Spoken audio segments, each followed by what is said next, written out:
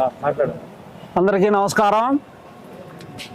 Sattenapalli YCP shadow incharge, ఇప్పుడు ప్రస్తుతం ఉన్నటువంటి ఇన్ఛార్జి ఎవరంటే భార్గవరెడ్డి అనేదో చెప్తున్నారు.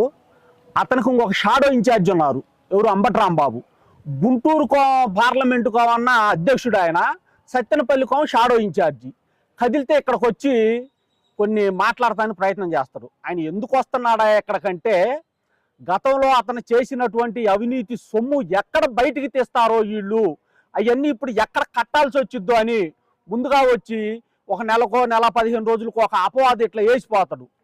అంటే ఇదేంటంటే ఇది ఎదురుదాడి అనమాట.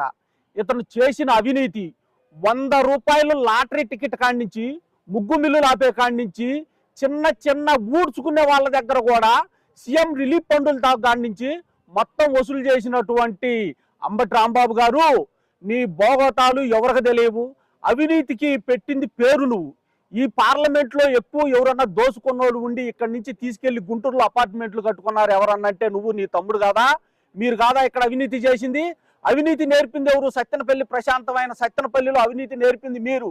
ఆ డబ్బులని ఇప్పుడు ఎక్కడైతే గతంలో మీకు కొంతమంది ఉద్యోగాలు ఇప్పిస్తామని చెప్పి కొంతమందికి ఇచ్చారు, కొంతమందికి లేదు. ఆ డబ్బులన్నీ వీళ్ళు ఎక్కడ అడుగుతారో అని ముందుగా ఏదో వచ్చి కన్నా లక్ష్మీనారాయణ గారి మీద ఒక రాయో, లేకపోతే డిఎన్ఆర్ గారి మీద ఒక రాయో వేసిపోతే వీళ్ళు ఇదేందని ఇది చూసుకోవటమే సరిపోయింది, నా డబ్బులు కట్టించలేరు వీళ్ళు అని చెప్పి నువ్వు ఇలా చేస్తున్నావు. నిజంగా నేను చెప్తున్నాను, ఇక్కడ ఎటువంటి అవినీతి లేదు, ప్రశాంతమైన పరిపాలన జరుగుతుంది. నువ్వు ఎక్కడో గుంటూరు ఇన్ఛార్జిగా ఉన్నావు, అక్కడుండు. నువ్వు షాడో ఇన్ఛార్జి ఇక్కడ పరిపాలన చేసుకుంటే మీ పార్టీ తరఫున మీది ఏదన్నా ఉంటే మీ కార్యక్రమాలు మీరు చేసుకోండి. కానీ మా తెలుగుదేశం పార్టీ నాయకులను కానీ మా ఓళ్ళ జోలు కానీ వస్తే మర్యాదగా ఉండదు. అంబటి రాంబాబు గారు, నీ గతంలోనే చెప్తున్నాం, మళ్ళీ చెప్తున్నాం, మరి ఇంకా మళ్ళీ చెప్పే పరిస్థితి ఉండదు. ఎందుకంటే నీకు సంబంధం లేని విషయాలు ఇక్కడ మీరు మాట్లాడొద్దు దయచేసి. నువ్వు నిజంగా ఇక్కడ ఏదన్నా అవినీతి జరిగితే సాక్ష్యాలతో సహా చూపించండి. ఇప్పుడు మా సవరయ్య గారు ఇదిగో క్లారిటీగా చూపించారు.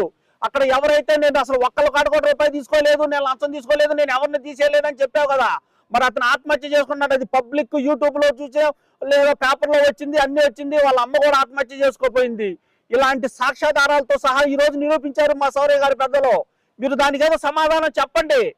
చెప్పిన తర్వాత మళ్ళీ సత్తెనపల్లిరా ఇంకోసారి ఇలాంటి అవినీతి అనవసరమైన ఆరోపణలు చేస్తే మర్యాద ఉండదు, నీకు తగిన బుద్ధి చెప్తామని చెప్పి తెలియజేస్తున్నాను.